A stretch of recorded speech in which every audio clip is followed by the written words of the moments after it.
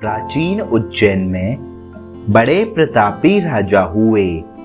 राजा भर्तरी अपनी तीसरी पत्नी पिंगला पर मोहित थे और वे उस पर अत्यंत विश्वास करते थे। राजा पत्नी मोह में अपने कर्तव्यों को भूल गए थे। उस समय उज्जैन में एक तपस्वी गुरु गोरखनाथ का आगमन हुआ। गोरखनाथ राजा के दरबार में पहुंचे। भर्तरी ने गोरखनाथ का उचित आदर सत्कार किया। इससे तपस्वी गुरु अति प्रसन्न हुए।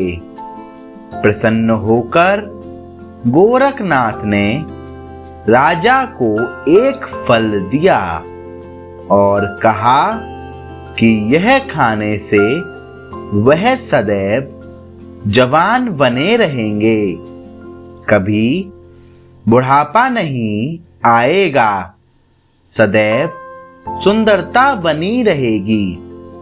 यह चमत्कारी फल देकर गोरखनाथ वहां से चले गए।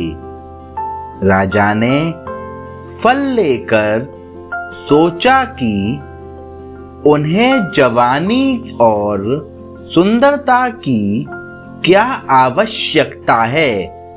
चूंकि राजा अपनी तीसरी पत्नी पर अत्यधिक मोहित थे, अतः उन्होंने सोचा कि यदि यह फल पिंगला खा लेगी तो वह सदैव सुंदर और जवान बनी रहेगी। यह सोचकर राजा ने पिंगला को वह फल दे दिया।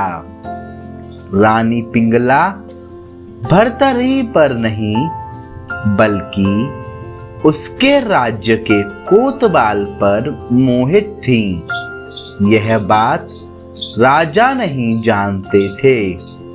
जब राजा ने वह चमत्कारी फल रानी को दिया तो रानी ने सोचा कि यह फल यदि कोतवाल खाएगा तो वह लंबे समय तक उसकी इच्छाओं की पूर्ति कर सकेगा। रानी ने यह सोचकर चमत्कारी फल कोतवाल को दे दिया। वह कोतवाल एक वेश्या से प्रेम करता था और उसने चमत्कारी फल उसे दे दिया ताकि वेश्या सदैव जवान और सुंदर बनी रहे।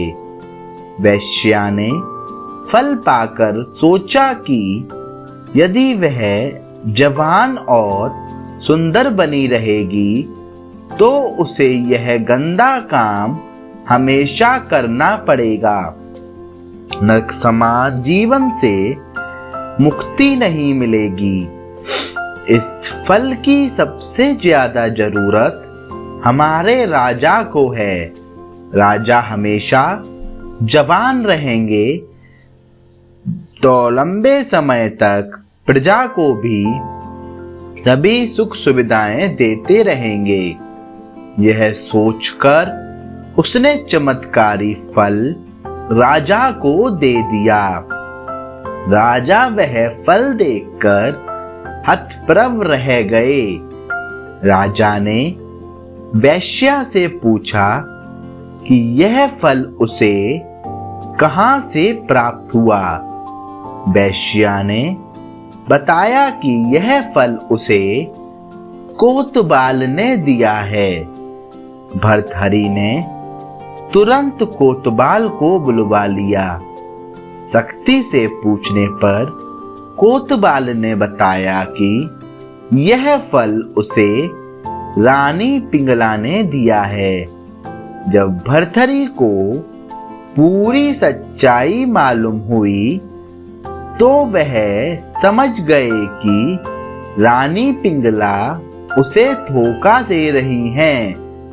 पति पत्नी के धोखे से भर्तहरि के मन में वैराग्य जाग गया और वे अपना संपूर्ण राज्य विक्रमादित्य को सौंपकर उज्जैन की एक गुफा में आ गए।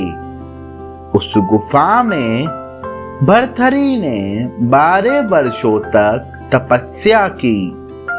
उज्जैन में आज भी राजा भर्तहरि की गुफा दर्शनीय स्थल के रूप में स्थित है। राजा भर्तहरि ने वैराग्य पर वैराग्य शतक की रचना की, जो काफी प्रसिद्ध है। राजा भर्तहरि ने श्रृंगार शतक और नीति शतक की भी रचना की।